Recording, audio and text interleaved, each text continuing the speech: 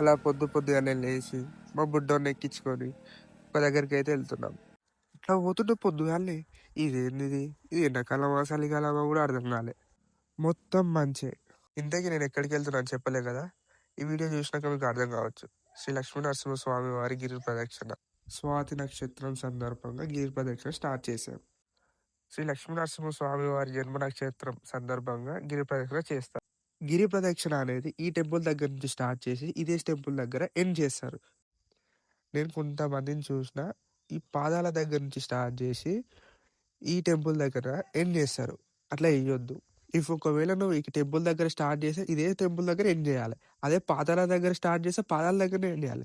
కానీ అక్కడ స్టార్ట్ చేసి ఇక్కడ ఎండ్ చేయకూడదు. ఎవరైనా ఈ మిస్టేక్ చేసి ఈ వీడియో చూస్తున్న వాళ్ళైతే నెక్స్ట్ టైం ఆ మిస్టేక్ చేయకండి. ఎప్పుడైతే గిరి ప్రదక్షిణ స్టార్ట్ చేస్తామో మౌనంగా ఉండి శ్రీ లక్ష్మీ నరసింహస్వామి, శ్రీ లక్ష్మీ నరసింహస్వామి అనుకుంటా చేయండి. మనసులో అనుకుంటా చేయండి.